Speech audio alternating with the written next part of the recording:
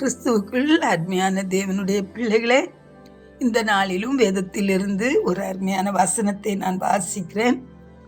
சங்கீதங்களின் புஸ்தகம் 34வது அதிகாரம் 5வது வசனம். அவர்கள் அவரை நோக்கி பார்த்து பிரகாசம் அடைந்தார்கள், அவர்கள் முகங்கள் வெட்கப்படவில்லை. அல்லேலூயா, ஆமென். சத்துரு தேவ பிள்ளைகளுக்கு வெட்கத்தை கொண்டு வரும்படி போராடுகிறான். ஐயோ, நான் வெட்கப்பட்டு போய்விடுவேனோ என்று சொல்லி அநேகர் கலங்கி நிற்கிறோம். ஆனால் நம்முடைய தேவன் சொல்லுகிறார், ஆமென், அவரை நோக்கி பார்த்த முகங்கள் வெட்கப்பட்டு போவதில்லை என்று சொல்லி. இந்த பச்சொந்தி பச்சை நிறத்தை அது பார்த்து கொண்டே இருக்கும்போது, அந்த இலைகளை பார்த்து கொண்டே இருக்கும்போது அது பச்சை நிறமாக மாறிவிடுகிறதா. அது எந்த நிறத்தை பார்க்கிறதோ அந்த நிறமாக அது மாறிவிடுகிறது. அப்படித்தான் நம்முடைய வாழ்க்கையிலையும் நாம் ஆண்டவரை நோக்கி பார்க்கும்போது அவருடைய பிரசன்னம் நம்மை நிரப்புகிறது. அவர் நம்மை வெட்கப்பட்டு போகாதபடிக்கு தேவன் நம்மை உயர்த்துகிறார், ஆசீர்வதிக்கிறார், கனப்படுத்துகிறார். ஹல்லேலூயா.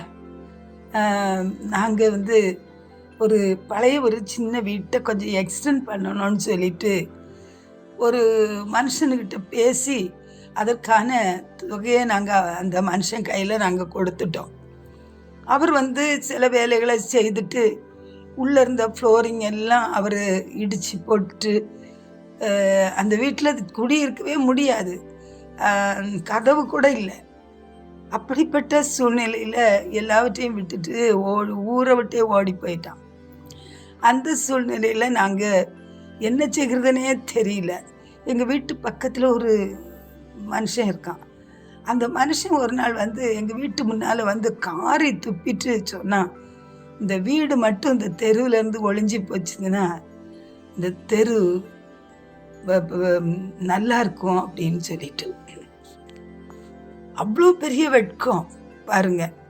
அதன் மத்தியில் தேவனாகிய கர்த்தர் அதை மறுபடியும் தேவன் எங்களுக்கு அருமையாக அதை கட்டி முடித்து கொடுத்தார்.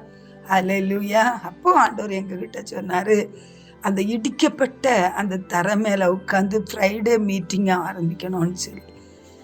நாங்கள் அந்த நேரத்தில் தேவ சமூகத்தில் அமர்ந்திருந்து ஒரு 2-3 பேர்களாக சேர்ந்து அந்த ஃப்ரைடே ஈவினிங்கில் ஒரு ஃபாஸ்டிங் ப்ரேயரை நாங்கள் ஆரம்பித்து உபவாசத்தோடு கூட தேவனுடைய முகத்தை நாங்கள் நோக்கி பார்த்தோம்.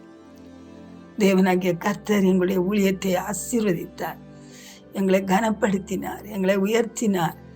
அவர் தம்முடைய வசனத்தை எங்களுடைய ஊழியத்தில் உறுதிப்படுத்தி கொடுத்து அநேகரை விடுதலை ஆக்கினார், அநேகரை ஆசீர்வதித்தார். அல்லேலூயா. இப்படி அநேக எல்லைகளுக்குள்ள அவருடைய ஊழியத்தை செய்ய தேவன் கிருபை பாராட்டினார். நாங்கள் வெட்கப்பட்டு போகவில்லை. அப்படித்தான் நீங்களும் கர்த்தரை நோக்கி பார்க்கும்போது முழு இருதயத்தோடு, முழு ஆத்துமாவோடு கூட, முழு பலத்தோடு கூட தேவனை நாம் நோக்கி பார்க்கும்போது நாம் வெட்கப்பட்டு போவதில்லை. பரலோக தகப்பனே, இந்த நாளிலும் கூட ஆண்டவரே, யார் யார் தகப்பனை நான் வெட்கப்பட்டு போய் விடுவேனோ என்று சொல்லி ஆண்டவரை கலங்கி கொண்டிருக்கிற அந்த காரியம் என் வாழ்க்கையில் நடக்குமா, இந்த காரியத்தின் மூலமாய் நான் வெட்கப்பட்டு போய் விடுவேனோ, என் பிள்ளைகள் மூலமாய் நான் வெட்கப்பட்டு போய் விடுவேனோ, இந்த கடன் பிரச்சனை நிமித்தமாய் நான் வெட்கப்பட்டு போய் விடுவேனோ, என் சரீரத்தில் இருக்கிற அந்த வியாதி என்னை வெட்கப்படுத்தி விடுமோ என்று சொல்லி அநேக காரியங்களை குறித்து நான் வெட்கப்பட்டு போய் விடுவேனோ என்று கலங்குகிற அவங்களுடைய பிள்ளைகளை தேவனாகிய கர்த்தர் இந்த நாள் அவருடைய பிரசனத்தினாலே நிரப்புங்கப்பா. அவர்கள் உண்மை நோக்கி பார்த்து ஆண்டவரை பிரகாசம் அடையட்டும். ஆண்டவரை வெட்கத்துக்கு பதிலாக இரட்டத்தனையான பதிலை கத்து கொடுக்கும்படி ஜெபிக்கிறேன் ஐயா. உடைய கரத்திலே எங்களை ஒப்பு கொடுத்து ஜெபிக்கிறோம். இயேசுவின் நாமத்தில் ஜெபம் கேளும் பிதாவே, ஆமென்.